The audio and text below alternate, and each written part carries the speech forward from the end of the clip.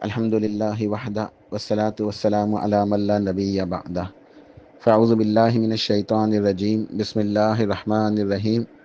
شیخ رحیم اللہ آگے مزید لکھتے ہیں اپنی کتاب میں، وَدَلِيلُ الصِّيَامِ قَوْلُهُ تعالی، کہ اس بات کی دلیل کہ رمضان کے روزے یہ اسلام کے 5 بنیادی ارکان میں سے ہیں۔ اللہ سبحانہ و تعالیٰ کا یہ فرمان ہے، یا ایھا الذین آمنوا کتب علیکم الصیام کما کتب علی الذین من قبلکم لعلکم تتقون۔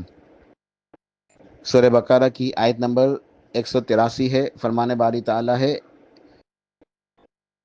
اے ایمان والوں، تمہارے اوپر روزے فرض کیے گئے ہیں، تمہارے اوپر اللہ تعالیٰ نے روزے فرض کر دیے ہیں۔ جس طرح تم سے پچھلے لوگوں کے اوپر اللہ تعالیٰ نے روزے فرض کیے تھے، لعلکم تتقون، تاکہ تم اللہ کی عبادت کرنے والے بنو، متقی بنو، نیکوکاروں میں سے ہو جاؤ اور گناہوں سے بچ جاؤ اور اللہ تعالیٰ کے عذاب سے بچ جاؤ۔ تو اس آیت کریمہ میں اللہ سبحانہ و تعالیٰ نے مومنوں کو حکم دیا ہے کہ رمضان کے روزے رکھو۔ کتب علیکم الصیام، تمہارے اوپر روزے فرض کیے گئے ہیں، رمضان کے روزے تمہارے اوپر فرض کیے گئے ہیں۔ اور یہ روزے تم سے پچھلی امتوں میں بھی تھے، یہ ہر نبی کی امت کے اندر روزے موجود تھے۔ ہاں، ان کے احکامات مختلف تھے، ان کے اوقات مختلف تھے، ان کے مسائل مختلف تھے، لیکن روزوں کا حکم موجود تھا۔ اور ہمارے پاس بھی الحمدللہ یہ روزے فرض ہیں۔ رمضان کے روزے پورے 1 مہینے کے روزے ہیں، فجر سے لے کے مغرب تک کھانے پینے سے رکنا، گناہوں سے اور نفسانی خواہشات سے رکنا، یہ اللہ کی رضا کے لیے۔ تو یہ ایک تربیت کا نظام ہے، ایک مومن مسلمان کے لیے ایک تربیت گاہ ہے یہ رمضان کا مہینہ۔ رمضان کے روزے اس کی تربیت کرتے ہیں، کس چیز کے لیے؟ اصل مقصد کیا ہے؟ لعلکم تتقون، تاکہ تمہیں تقوی حاصل ہو جائے، تم نیک بن جاؤ اور تم متقی بن جاؤ۔ تو شیخ نے یہاں دلیل دی ہے، انشاءاللہ کچھ اور دلائل ہیں، میں بھی انشاءاللہ بھی بیان کرتا ہوں۔ پھر شیخ آگے لکھتے ہیں، وہ دلیل الحج، اور اس بات کی دلیل کہ حج بیت اللہ یعنی بیت اللہ شریف کا حج کرنا یہ بھی اسلام کے 5 بنیادی ارکان میں سے ہے۔ شیخ لکھتے ہیں، قولہ تعالی، اس کی دلیل اللہ پاک کا یہ فرمان ہے، وَلِلَّهِ عَلَى النَّاسِ حِجُّ الْبَيْتِ مَنِ اسْتَطَاعَ إِلَيْهِ سَبِيلًا وَمَنْ كَفَرَ فَإِنَّ اللَّهَ غَنِيٌّ عَنِ الْعَالَمِينَ، کہ اللہ کا یہ حق ہے لوگوں کے اوپر کہ لوگ اس کے گھر کا حج کریں، لوگ بیت اللہ میں آئیں اور اس کے گھر کا، بیت اللہ کا حج کریں، یہ اللہ کا حق ہے بندوں کے اوپر۔ من استطاع الیہ سبیلا، جس کے پاس راستے کی استطاعت موجود ہو۔ راستے کی استطاعت سے مراد کیا ہے؟ کہ سواری موجود ہو، آنے جانے کے لیے کوئی انتظام موجود ہو، اور توشہ موجود ہو، سفر خرچ یعنی اتنے پیسے موجود ہوں کہ وہ بیت اللہ شریف تک پہنچ سکے، حج کے مناسک ادا کر سکے اچھی طرح، پھر واپس اپنے واپس گھر تک روانہ ہو سکے، گھر تک پہنچ جائے۔ اتنے اسباب، اتنے پیسے، اتنا اس کے پاس توشہ سفر خرچ موجود ہو، اور اتنی صحت بھی ہو، اتنی طاقت ہو، کوئی بیماری نہیں ہے، کوئی معذوری نہیں ہے، تو یہ استطاعت۔ تو لوگوں کے اوپر فرض ہے، اللہ تعالیٰ کا یہ حق ہے کہ لوگ اس کے گھر کا حج کریں جو استطاعت رکھتا ہے، جو اتنے پیسے رکھتا ہے، صحت رکھتا ہے، طاقت ہے، توانائی ہے، تو اس کے اوپر لازم ہے کہ بیت اللہ کا حج کرے۔ ومن کفر، اور جو انکار کر دے، اور انکار صرف زبان سے نہیں ہوتا، زبان سے انکار تو کوئی بھی نہیں کرتا، اصل انکار تو عمل سے ہوتا ہے، کہ ارادہ ہی نہیں ہوتا لوگوں کا، کوشش ہی نہیں کرتے، لوگوں کے دل کے اندر کوئی کوشش، کوئی ارادہ، کوئی خیال ہی نہیں ہوتا، کوئی تیاری ہی نہیں ہوتی، تو یہ بھی انکار کی ایک صورت ہے، اور یہی صورت آج کل رائج ہے۔ زبان سے تو کوئی انکار نہیں کرتا، سب یہی کہتے ہیں کہ ہاں ہمیں حج پہ جانا ہے، اللہ تعالیٰ حج پہ لے جائے، آپ دعا کریں اللہ حج پہ لے جائے، لیکن عملی طور پہ کوئی اس کے لیے سوچتا نہیں، تیاری نہیں کرتا۔ اس کا مفہوم یہ ہے کہ وہ جو لائف اسٹائل وہ گزار رہا ہے،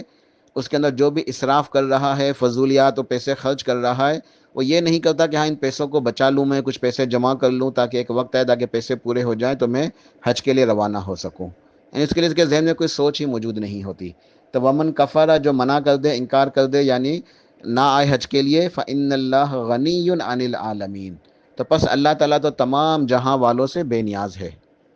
اس کو ضرورت نہیں ہے، اللہ کو اس کی حاجت نہیں ہے کہ تم اللہ کے گھر میں جاؤ اور بیت اللہ کا حج کرو، اس رب کو کچھ نہیں ملتا تمہاری عبادتوں سے، یہ تو وہ رب تم سب سے غنی ہے، بے نیاز ہے، یہ تو اس کا احسان ہے، اس کا فضل ہے کہ اس نے ان مناسک کو تمہارے لیے مقرر کیا ہے، اس کو شریعت کا، دین کا حصہ بنایا، بنیادی ارکان میں سے بنایا ہے، اس کے اپنے فائدے ہیں جو تم سمجھ نہیں سکتے، حج بیت اللہ کے لیے جانے کے لیے بہت سارے فائدے ہیں. ہمارا موضوع خیر حج کا نہیں ہے، اس کے لیے اس کی تفصیل میں نہیں جا سکتے، لیکن جو شخص حج عمرے کے لیے روانہ ہوتا ہے اس کے بے شمار فائدے ہیں.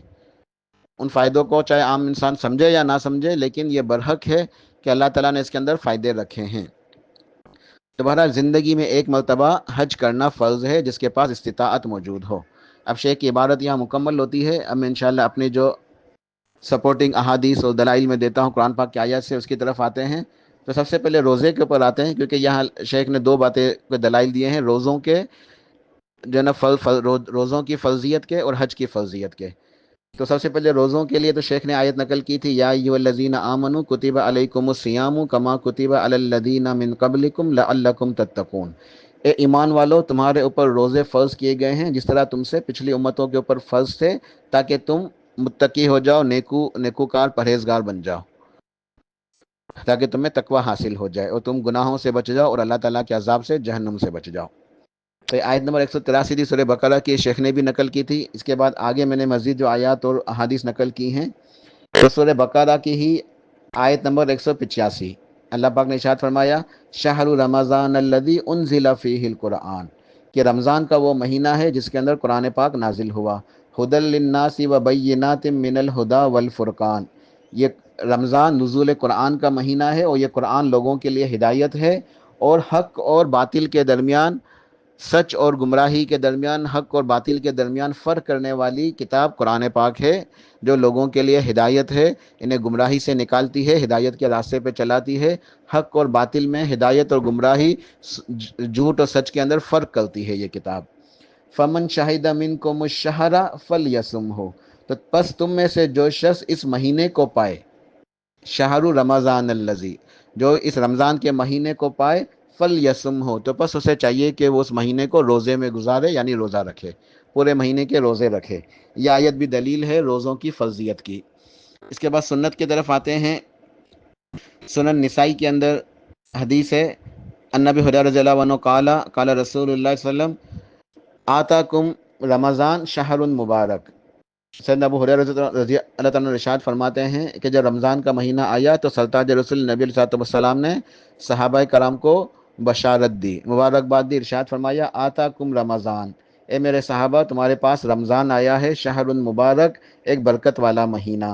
فرض اللہ علیکم صیامہ، اس مہینے کے روزے اللہ نے تمہارے اوپر فرض کیے ہیں. یہ سنت سے دلیل ہے کہ نبی علیہ السلام کا فرمان ہے کہ فرض اللہ علیکم صیامہ، کہ اس رمضان کے مہینے کے روزے اللہ پاک نے تمہارے اوپر فرض کیے ہیں. تفتح فیہ ابواب السماء، آسمان کے دروازے اس میں کھلے ہوئے ہیں. وتغلق فیہ ابواب الجحیم، اور جہنم کے دروازے بند ہیں. وتغل فیہ مردۃ الشیاطین، سرکش اور باغی جو شیاطین ہیں، سرکش، انہیں قید کر دیا جاتا ہے. للہ فیہ لیلۃ خیر من الف شہر، اللہ کے لیے اس مہینے کے اندر، رمضان کے اندر، ایک رات ہے جس کی عبادت 1000 مہینوں کی عبادت سے بہتر ہے. من حرم خیرہا فقد حرم، تو پس جو شخص اس رمضان کی برکتوں سے، لیلۃ القدر کی برکتوں سے، ان روزوں کی برکتوں سے، تراویح کی برکتوں سے، عبادتوں کی برکتوں سے، رحمت و برکتوں سے محروم ہو گیا، وہ حقیقت میں بہت بڑا محروم اور بدنصیب شخص ہے. اس حدیث سے بھی ہمیں دلیل ملتی ہے کہ فرض اللہ علیکم صیامہ، کہ اللہ نے تمہارے اوپر اس مہینے میں روزے فرض کیے ہیں. بخاری مسلم کی اگلی حدیث ہے، وہ بھی حضرت ابو ہریرہ کی بات ہے. وہ فرماتے ہیں کہ نبی علیہ الصلوۃ والسلام نے ارشاد فرمایا، من صام رمضان ایمانا واحتسابا غفر له ما تقدم من ذنبہ، کہ جس نے رمضان کے روزے رکھے ایمان کے ساتھ، ایمان کی حالت میں، اہل توحید ہے، عقیدہ کتاب و سنت کے مطابق ہے، اور ایمان کے ساتھ اور احتساب کے ساتھ. احتساب کا مطلب یہ ہے کہ اس کا اجر اللہ تعالیٰ سے لینا ہے، یعنی نیت خالص ہے، اللہ کی رضا کے لیے رکھ رہا ہے، روزے رکھ رہا ہے اخلاص کے ساتھ. یہ نہیں کہ لوگ میری تعریفیں کریں اور جو ہے نا میں مشہور ہو جاؤں کہ بڑا نیک انسان ہے، روزے رکھنے والا ہے، نہیں، بلکہ اللہ کو راضی کرنے کے لیے، رب کی رضا کے لیے اور اخلاص کے ساتھ، اور اللہ تعالیٰ سے اجر و ثواب لینے کی نیت کیا ہے کہ اس کا ثواب میں نے اللہ تعالیٰ سے لینا ہے، دنیا کے لوگوں سے کچھ نہیں لینا. دنیا کے لوگوں سے اس کی تعریف، نام و نمود، میری شہرت ہو جائے، یہ مجھے مطلوب نہیں ہے، یہ میرا مقصود نہیں ہے، بلکہ میں تو یہ چاہتا ہوں کہ اس رمضان کے روزوں کے اندر جو بھوک ہے، جو پیاس سے برداشت کر رہا ہوں، اس کا اجر مجھے اللہ تعالیٰ دے. تو جو ایمان کے ساتھ اللہ تعالیٰ سے بدلہ لینے کی نیت سے روزے رکھتا ہے، غفر لہ ما تقدم من ذنبہ، اس کے پچھلے سارے گناہ معاف ہو جاتے ہیں۔ تو یہ رمضان کے روزوں کے دلائل تھے۔ اس کے بعد فدلیل الحج، حج کی دلیل کے اوپر آتے ہیں۔ شیخ نے یہ آیت لکھی تھی کہ وَلِلَّهِ عَلَى النَّاسِ حِجُّ الْبَيْتِ مَنِ اسْتَطَاعَ إِلَيْهِ سَبِيلًا وَمَنْ كَفَرَ فَإِنَّ اللَّهَ غَنِيٌّ عَنِ الْعَالَمِينَ، کہ اللہ تعالیٰ کے لیے لوگوں کے اوپر لازم ہے، یعنی اللہ کا یہ حق ہے، لوگوں کے اوپر یہ فرض ہے کہ اس کے گھر کا حج کریں جو استطاعت رکھتا ہے، اتنی طاقت رکھتا ہے کہ آ سکے، صحت ہے، طاقت ہے، اتنا پیسہ موجود ہے، سامان سفر خرچ موجود ہے، سواری کا انتظام ہے، تو وہ اس کے اوپر لازم ہے کہ وہ بیت اللہ کا حج کرے۔ ومن کفر فإن اللہ غنی عن العالمین، جو انکار کر دے، جو نہ آئے، تو اللہ تمام جہاں والوں سے بے نیاز ہے۔ یہ سورہ آل عمران کی آیت نمبر 97 ہے۔ یہ آیت حج بیت اللہ کے فرض ہونے کی دلیل ہے۔ اس کے بعد صحیح مسلم کی حدیث ہے، سیدنا ابو ہریرہ ارشاد فرماتے ہیں قال رسول اللہ صلی اللہ علیہ وسلم یا ایھا الناس قد فرض اللہ علیکم الحج فحجوا، نبی علیہ الصلوۃ والسلام نے ارشاد فرمایا لوگوں کو خطبہ دیتے ہوئے، نصیحت کرتے ہوئے کہ اے لوگوں، تمہارے اوپر اللہ تعالیٰ نے حج کو فرض کیا ہے، تمہارے اوپر اللہ تعالیٰ نے حج کو فرض کر دیا ہے، یعنی حج تمہارے اوپر فرض ہے، فحجوا، پس تم حج کرو، پس تم حج کرو، اس فرضیت کو ادا کرو۔ فقال رجل اکل عام یا رسول اللہ صلی اللہ علیہ وسلم، تو ایک شخص نے پوچھا کہ یا رسول اللہ صلی اللہ علیہ وسلم، کیا ہر سال ہم نے حج کرنا ہے؟ ہر سال ہم حج کے لیے آئیں گے؟ ہر سال فرض ہے؟ فسکت حتی قالها ثلاثا، فقال رسول اللہ صلی اللہ علیہ وسلم لو قلت نعم لوجبت ولم استطعتم۔ تو رحمت للعالمین نبی الرحمہ ہیں، اس شخص نے جب یہ پوچھا، بار بار 3 دفعہ اس نے پوچھا کیا ہر سال حج کریں، کیا ہر سال حج کریں، کیا ہر سال حج کریں، رحمت للعالمین صلی اللہ علیہ وسلم خاموش رہے، آپ نے جواب نہیں دیا۔ جب وہ شخص چپ ہو گیا، اس کے بعد آپ نے فرمایا کہ اے لوگوں، اس کو سمجھاتے ہوئے، نصیحت کرتے ہوئے، کیا ہو گیا ہے، کیوں اس طرح کے جو نا سوالات جو نا وہ کرتے ہو تم؟ جب میں نے کہہ دیا کہ حج فرض ہے تو حج کر لو، بس تم بار بار مجھ سے پوچھے جا رہے ہو کہ یا رسول اللہ صلی اللہ علیہ وسلم ہر سال ہر سال ہر سال، اگر میں یہ کہہ دیتا ہاں، پھر تمہارے اوپر ہر سال حج فرض ہو جاتا، تمہارے اوپر لازم ہو جاتا کہ تم نے ہر سال حج کرنا ہے، اور تم اس کی طاقت نہیں رکھتے، یعنی کوئی بھی شخص ہر سال حج نہیں کر سکتا۔ اس لیے اللہ تعالیٰ کی رحمت ہے کہ حج زندگی میں صرف ایک دفعہ فرض ہے۔ اور نبی الرحمہ رحمت للعالمین صلی اللہ علیہ وسلم نے بھی اس شخص کو جواب نہیں دیا، پھر بعد میں آپ نے اس کو سمجھایا کہ اگر میں ہاں کہہ دیتا تو یہ ہر سال کے لیے فرض ہو جاتا، پھر تم اس کی طاقت نہیں رکھتے تھے۔ پھر آپ نے مزید نصیحت بھی فرمائی کہ اے لوگوں، جب میں تمہیں دین کی باتیں بتاتا ہوں تو سنو اور اپنی استطاعت کے مطابق اس کے اوپر عمل کیا کرو، تم اس طرح اختلافات نہ کرو، ویسے سوالات نہ کرو جس طرح پچھلی امتیں اپنے نبیوں سے کرتی تھیں۔ وہ نبیوں کی نافرمان امتیں تھیں، جو نبی کی امت میں ہر شخص نہیں، نبی کے صحابہ نہیں، بلکہ پچھلی امتوں کے اندر جو نافرمان لوگ ہوتے تھے وہ جان بوجھ کے سوالات زیادہ کیا کرتے تھے۔ ان کا مقصد یہ ہوتا تھا تاکہ جو ہے نا ان کو عمل کرنے کے لیے کچھ نہ کچھ رخصت مل جائے یا کوئی نہ کوئی ان کے لیے سہولت ہو جائے، وہ عمل کرنا نہیں چاہتے تھے دل سے، اور جتنی زیادہ وہ سوالات کرتے اتنے زیادہ ان کے لیے، ان کے دین کے جو ہے نا ان کے لیے مشکل کر دیا جاتا، اتنے زیادہ اللہ کے احکامات اور جو ہے نا نافذ ہو جاتے۔ یہ ان کے لیے دنیا میں سزا ہوتی تھی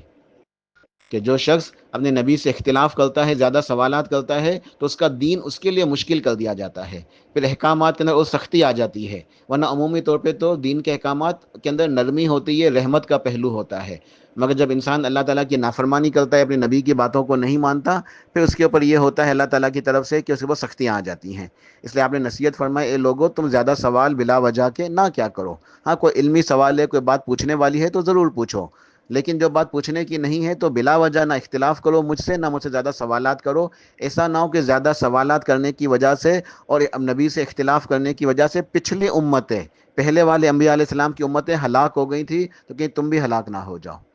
لہٰذا جو تمہیں حکم دوں اس حکم کو بجا لاؤ اپنی طاقت کے مطابق، فاتقوا اللہ ما استطعتم، اپنی طاقت کے مطابق اللہ تعالیٰ سے ڈرو اور دین کے احکامات کے اوپر چلو، دین کے احکامات کے اوپر چلو اور سنت کے مطابق عمل کرنے کی کوشش کرتے رہو، اللہ تعالیٰ سے توفیق مانگتے رہو، بلا وجہ کے سوالات نہ کرو اپنے نبی سے۔ کہ نبی علیہ السلام کے تو انتقال کے بعد دین مکمل ہو گیا ہے، اب تو وہ کوئی مسئلہ نہیں ہے کہ اب کوئی نیا حکم آ جائے، لیکن آج بھی ہمارے پاس دین الحمدللہ بالکل صحیح محفوظ حالت کے اندر موجود ہے۔ آج ہمارا المیہ یہ ہے کہ ہم صحیح دین سیکھنے کے بجائے، یعنی ہر عمل کا سنت طریقہ سیکھنے کے بجائے نئے نئے کام سیکھتے ہیں، نئی نئی چیزیں، نئی نئی بدعتیں، پھر اس میں الجھتے ہیں، اختلافات ہوتے ہیں، سوال کے اوپر سوال، سوال کے اوپر سوال، تو فائدہ کچھ نہیں ہوتا، حاصل کچھ نہیں ہوتا۔ وجہ یہ ہے کہ وہ سنت کے راستے سے ہٹ گئے۔ اور اللہ پاک نے کیا حکم دیا کہ وما آتاکم الرسول فخذوہ وما نہاکم عنہ فانتہوا، اے لوگوں میرے رسول جو تمہیں دیتے ہیں اس سے لے لو، اسے اختیار کر لو، اس کے اوپر عمل کرو، اور جس چیز سے تمہیں روکتے ہیں اس سے اپنے آپ کو بچا لو، بچ جاؤ، ڈر جاؤ۔ تو یہ نیکی اور تقویٰ ہے۔ بہرحال تو ہماری گفتگو چل رہی تھی اس بات کے اوپر کہ حج جو ہے وہ اللہ تعالیٰ کا جو ہے وہ حکم ہے، اور اسلام کے 5 بنیادی ارکان میں سے ہے۔ اللہ تعالیٰ کے لوگوں کے اوپر یہ فرض ہے، اللہ کا یہ حق ہے کہ لوگ جو ہے بیت اللہ شریف کا حج کریں۔ تو یہ دلائل الحمدللہ مکمل ہو گئے۔ ایک آخری بات بتا کے اپنے وائس کو مکمل کرتا ہوں۔ سیدنا عمر فاروق رضی اللہ عنہ کے بارے میں آتا ہے کہ جب وہ خلیفۃ المسلمین تھے، سیدنا فاروق اعظم رضی اللہ عنہ، تو وہ قرآن پاک کی آیت تلاوت کرتے سورہ آل عمران کی، وَلِلَّهِ عَلَى النَّاسِ حِجُّ الْبَيْتِ مَنِ اسْتَطَاعَ إِلَيْهِ سَبِيلًا وَمَنْ كَفَرَ فَإِنَّ اللَّهَ غَنِيٌّ عَنِ الْعَالَمِينَ۔ تو سیدنا فاروق اعظم کیا فرمایا کرتے تھے کہ میرا جی چاہتا ہے کہ میں لوگوں کو مقرر کروں